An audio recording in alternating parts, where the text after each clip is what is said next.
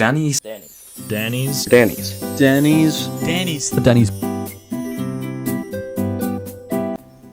It was started out as a passion project that me and Cave made when we became friends on the Rec Room. It all started when I met Communist in a Five Nights at Freddy's roleplay map.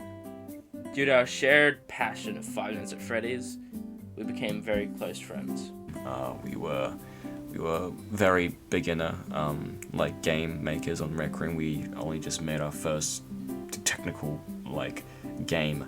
I forgot who thought of it, but I think it was both a collective idea of hey, why don't we make a OC pizzeria of some kind, and that's when Danny's was, I guess, born.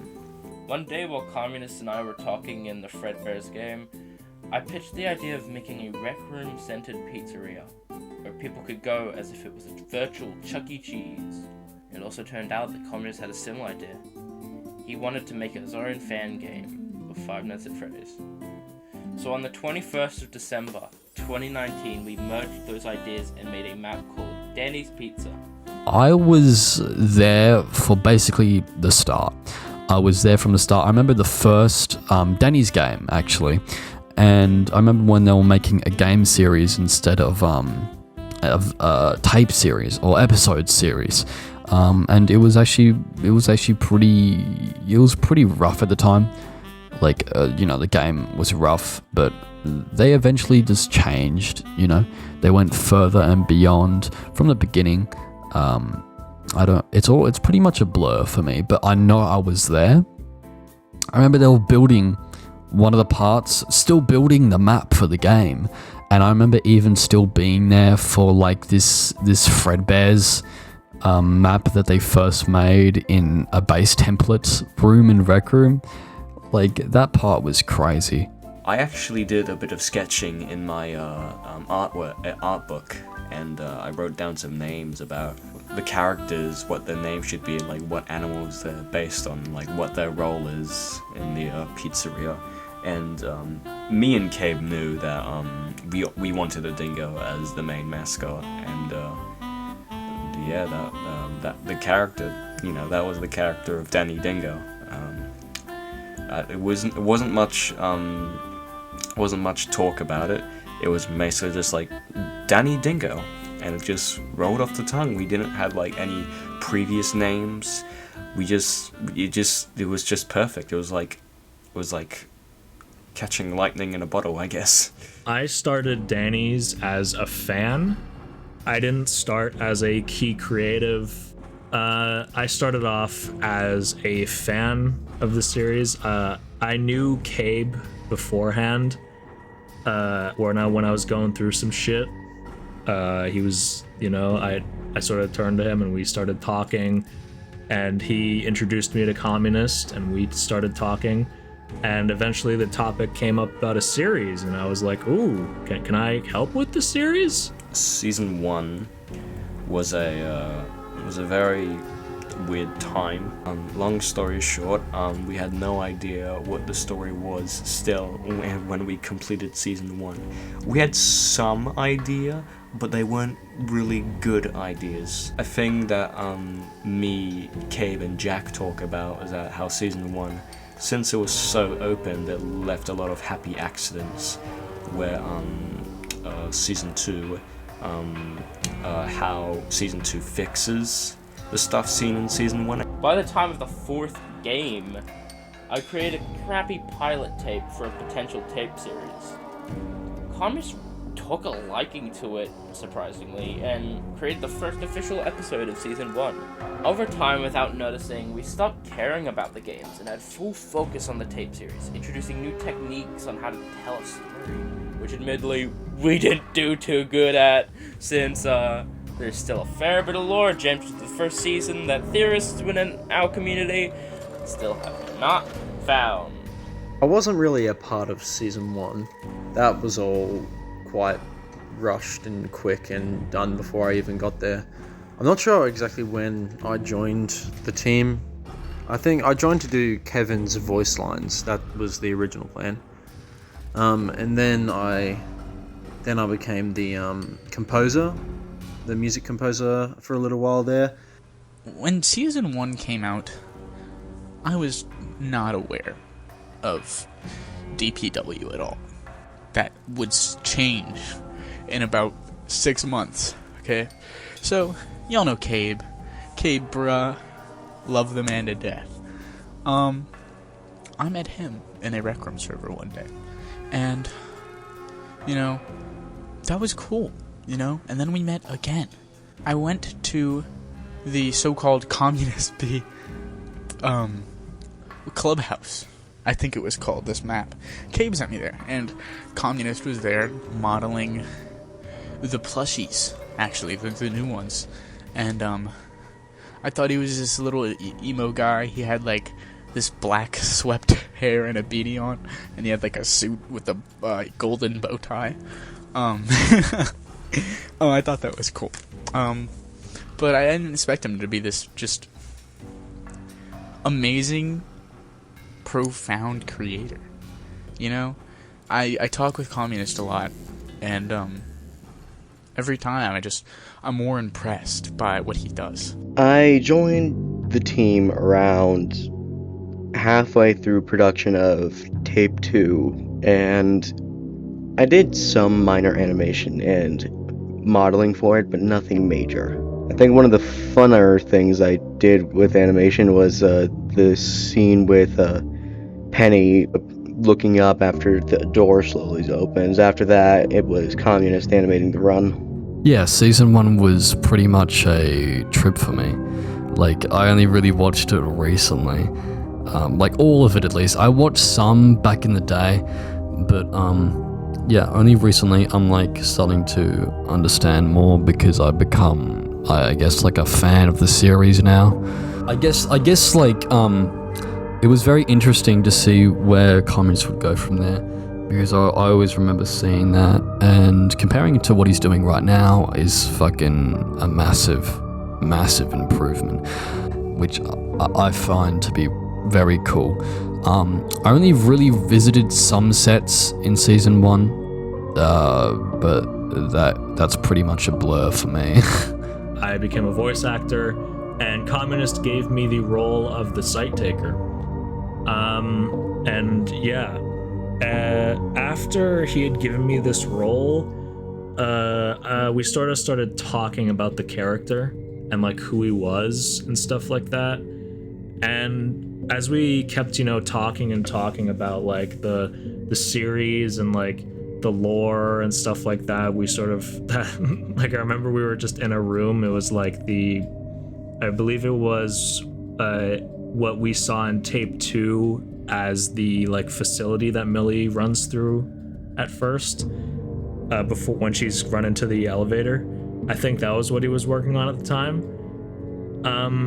But like, yeah, we were running around this room. We were sort of talking about the lore, bouncing ideas off each other. And then Communist sort of like pauses and looks at me after I say like what my headcanon was of the series, and he's like, "Well, hold up. What'd you say?" And I just describe it to him ad nauseum and stuff like that.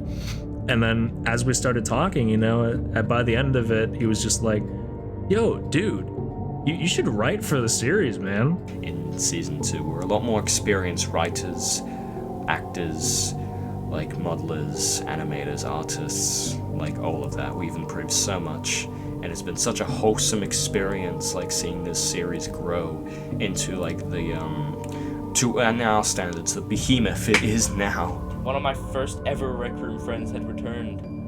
His account name was Jack Plays RR, now known as J&A Productions, or just Jack. I told him about the series, and overnight he became a massive fan, infatuated even. He loved our simple, crappily taught stories, and at some point he decided to offer to join us. Showing he had a lot of talent with editing and storytelling, he quickly climbed the ranks during the creation of Tape 2, him and Communist bonding throughout that creation. He was then promoted to the third owner of the series, due to his ability to make compelling horror and his genuine passion towards our series. He has helped our series so much with improving its quality, and I'm so happy that he is, well, a friend of ours. It was pretty fun being a part of the Danny's team, meeting new people, like the friends.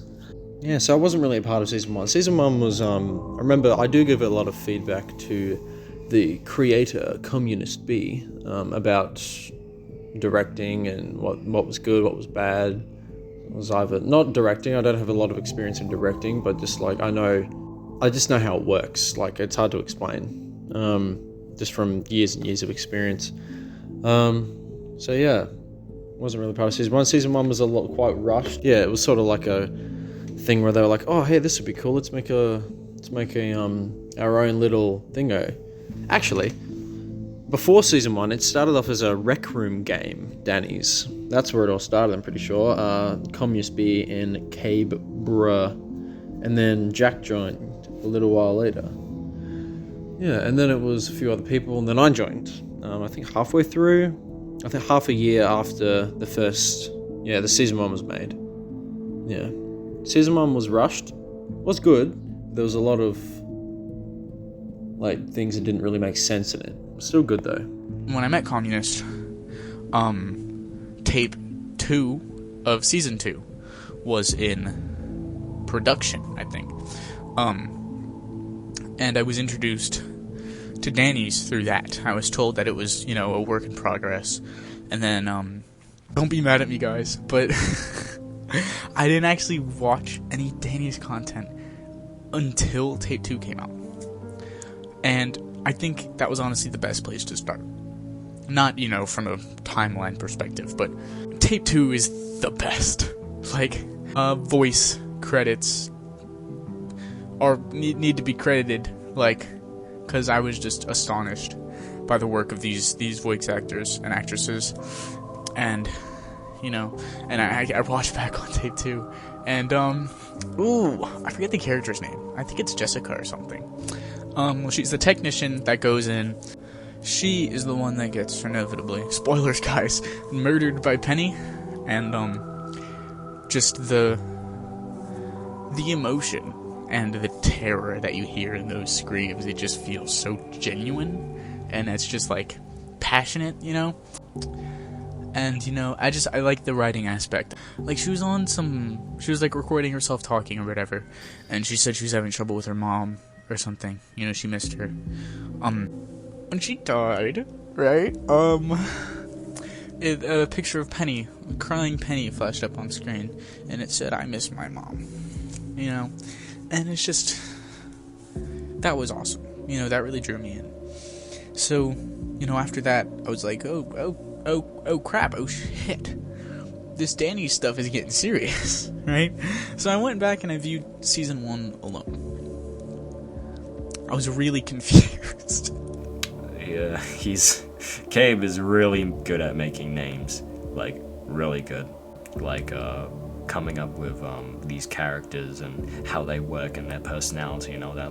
We had a whole discussion not only to save room, ink in the room, but we made the decision that Roderick was actually connected to the piano itself.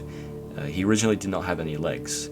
And we were discussing if the kids go at the side of the stage, and they'll be like, oh, that's so cool, that's how the robot works, and on all that. And us, we were literally at the scene, in VR in Rec Room, on the side looking at Roderick, and we were just explaining these things. It was a real, magical experience at the time, since I'm pretty sure we got our VRs roughly around the same time. He got his before mine, but it was sort of our first time sort of bonding over a experience, I guess, and it was really nice. I really appreciate the small things like that, building a little thing.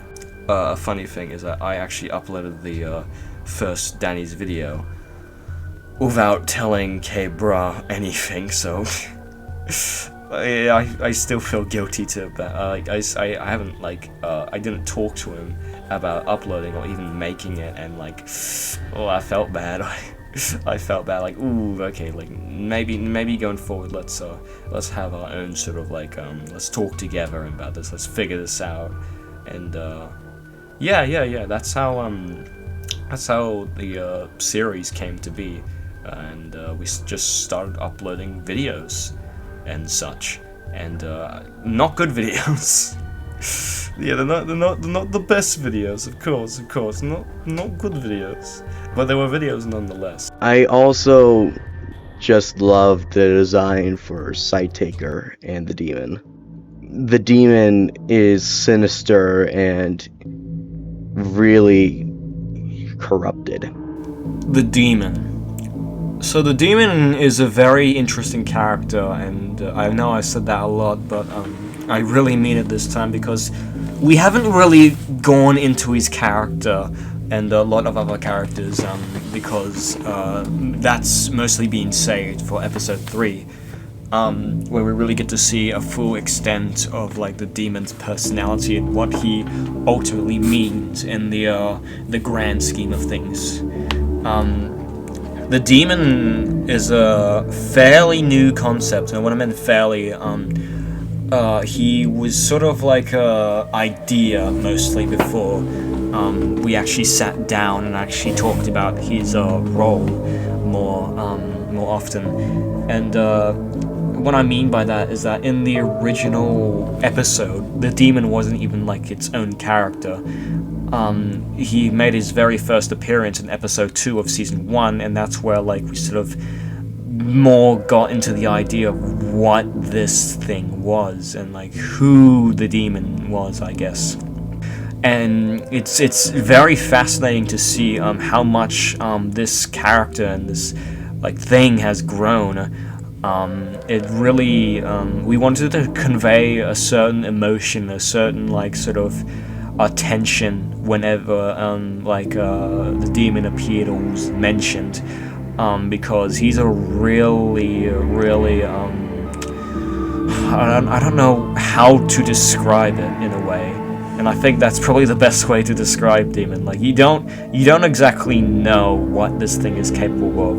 You don't really see that, but you know that this thing is dangerous and it can do things that we can't comprehend, and that's what makes demon terrifying in a way. We wanted to convey that like every time he was mentioned or every time he appeared on screen, you would sense fear.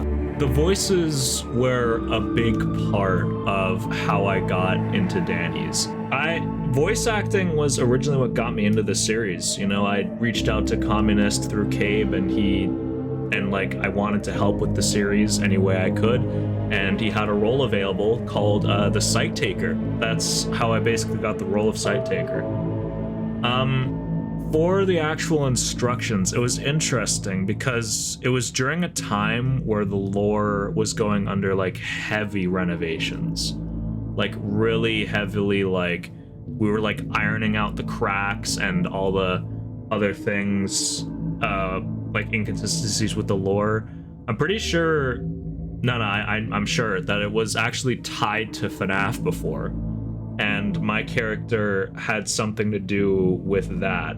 And I had locked myself away in the facility to sort of experiment, and I was stealing tech for Dingo Robotics. And then that's how the Sight Taker was born. Like I supposedly died, and that was it. So originally I remember the Sight Taker's voice being a bit higher in Rasp, because initially he was just an insane dude.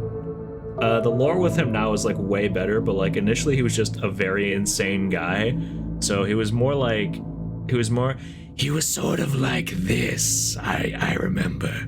Hello, my name is the Sight Taker. And then we just went from there.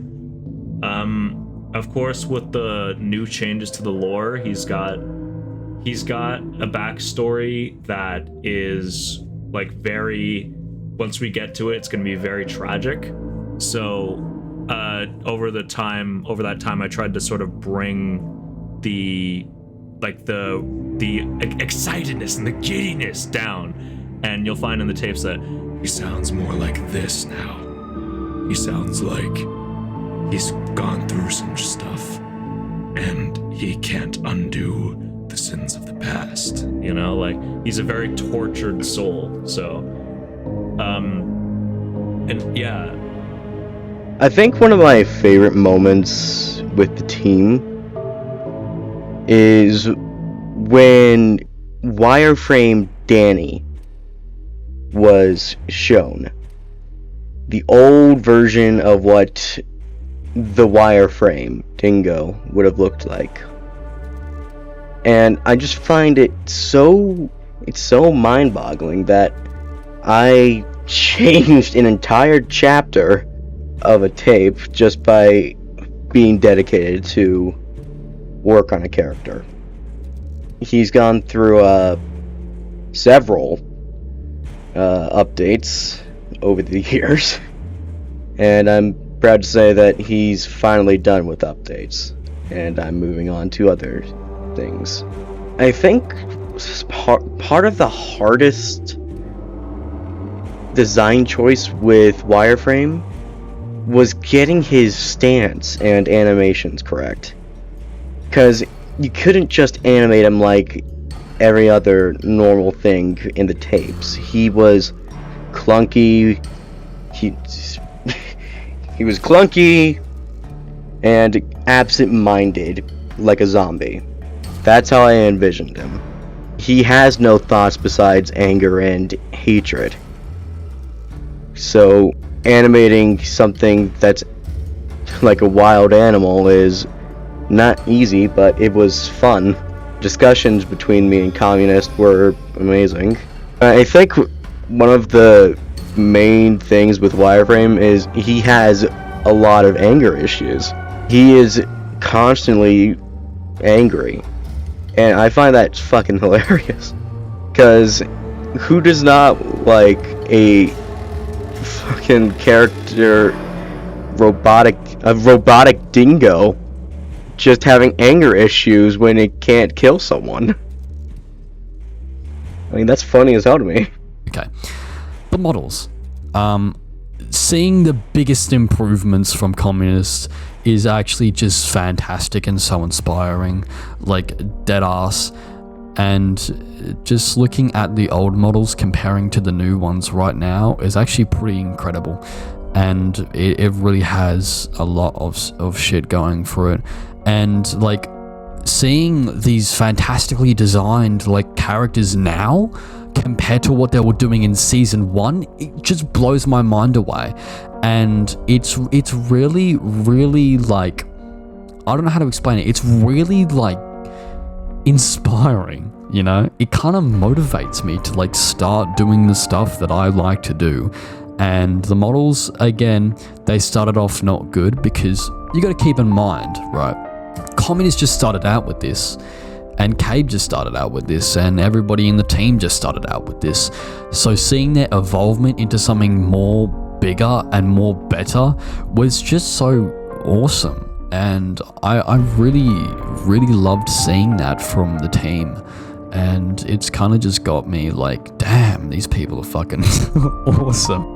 One thing I loved about the models is that, like, each generation, you know, like, what generation they're sort of from. Like, you see the Danny's characters, you see, like, Roderick and Carl and Catherine, you know they're from the same place.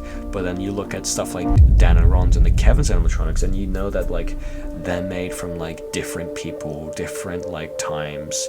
Like, you got, like, the Dan and Ron's characters, like, they're just perfect for their time. Same with the Dannys and same for the Kevins. Like, they work really well together. One thing that I loved about the models as well is that it was me and Phantoms and the team's collaborative project on making these models. Me and Phantom were like sort of the head in modeling them. We were actually like the ones who like decide to like get our hands dirty, I guess, and make these models that the team like wanted the models to look like and be. And they look our styles really contrast each other. I think they really complement each other, me and Phantoms, because like it's a really weird experience, because I'm pretty sure you would get whose model is whose and like who what, like, but our styles, they complement each other so well. It's a weird feeling, but like Like, if I say I compare Dan and Danny and I sit them right side each other, they look really well together. And I feel like that's how I can describe what me and Phantom's sort of modeling style, like, complements each other. They complement each other. And it's a big charm. It's a really huge charm. It adds a lot to the series as a whole. You're not getting like a one person's image. You're getting like a whole variety, and that's one thing I love about Danny's. It's not just one person making the videos. Like there's multiple people. It's people from around the world coming together to like bring this series to life, and that's such a surreal experience to like think about and say. It's unreal. Like I love it. I love it. During Tape 2's development, me and him actually co-created a canon spin-off series called Dan and Ron's Recovery Project, which is more of the original VHS tape Lost Media feel, while the main series is more episodic and more refined. Dan and Ron's Recovery Project. With Dan and Ron's Recovery Project, it was sort of pitched like as Cabe and I's original thing. It was Cabe's idea to sort of do like an offshoot of Danny's focused around Dan and Ron's. We don't really see Dan and Ron's, and Dan and Ron's Recovery Project was sort of like the answer to that. It was about like these characters in like a fictional series who like come across these tapes and are now using a conversion software that they developed to post them to the internet, sort of like filling in a more gray area of the actual series that like doesn't get a lot of light shined on it. And yeah, like that was really kind of what hit me about the series and why I like it a lot, is because Danny's, it started off as like a VHS series, but it's eventually become something else, which I like. I like the way that it's like it's evolving into something more like story driven instead of like just limited by a VHS filter. But I would be lying if I didn't say that I missed some of the VHS aspects. One thing that we sort of were like against and we didn't really want to do with the series, we didn't want to make it scary. Like we wanted to make it a bit uncanny, but we didn't want to have there be jump scares. We didn't want there to be like any sudden, like we didn't want there to be any tropes of analog horror. Like we got to play with the aesthetic of analog horror, but that was one thing. Like Danny's was more of like the jump scary sort of like story driven route, whereas Dan and Ron's Recovery Project was just tapes that were found in universe and didn't have much wrong with them. Season 2 is where I came in with, actually the first episode, Jonty made it without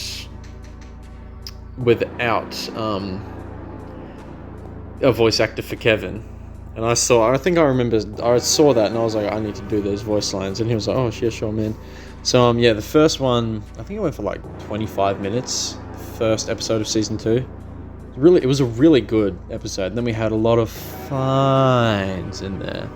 That was a good part. That was really good.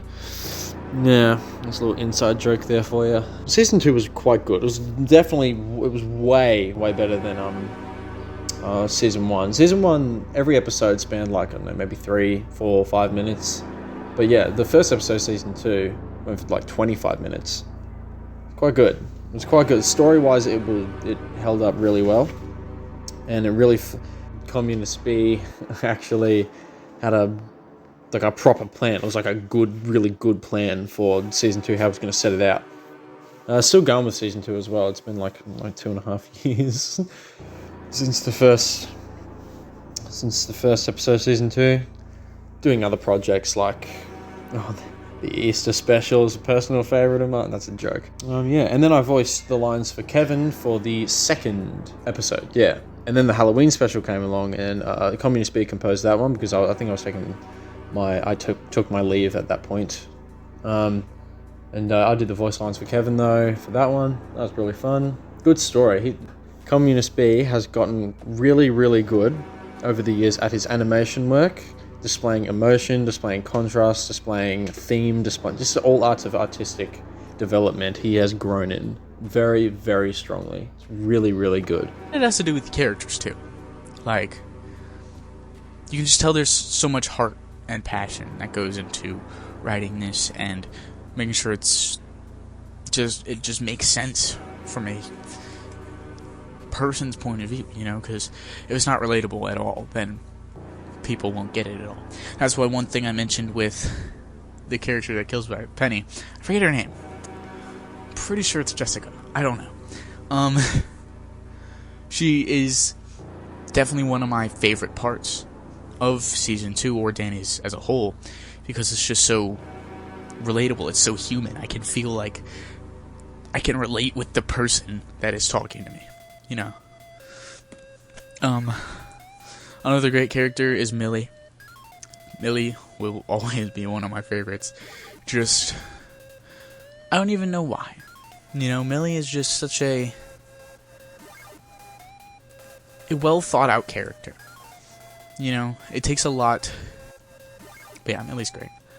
And Communist does really well with his voice casting and his voice work. You know, you can tell he's not just throwing people in there. You know, he pays attention to qualities, you know. It's really, it's an important thing to be able to hear a voice and make you feel emotions when there's not a face looking at you. And I feel like Danny's captures that very well. And, you know, it makes me emotional talking about it because, you know, I love voice work, and it's very hard to get it right. And when you find it and you get it right, it's perfect. My favorite memory of Danny's as a whole was, or is, you know, it's not even a memory, it's still happening, me theorizing with Benny Bob, you know? Because it's really nice to have someone as a fan and know the creators, but they're not going to give you any answers, because of course they're not the one you're figuring out. It's just really nice being with Benny Bob and talking about these things. Season 2, especially episode 1, I saw that while I was in the bath, bro. I was watching that while I was in the bath, and I was like, damn, that's fucking sick how he's just improved so much within the span of, like, what, a year or so? Just done like that. That was incredible for me. I would have loved to see where he went from there. And the improvements definitely were transparent, and I did go to a lot of sets in Season 2 as well. I saw some of the behind the scenes, him sending me like behind the scenes stuff for it, and yeah, altogether it was just really cool and like really big improvement compared to Season 1. For me, Season 1 was kind of just all over the place, and that's not like an offense, because I think communists can agree with that. Because even me trying to do theorized episodes and like still here from the start, yeah, it was a bit all over the place. And compared to what he's doing right now, yeah. I think the best thing that Danny's has going for it are the characters.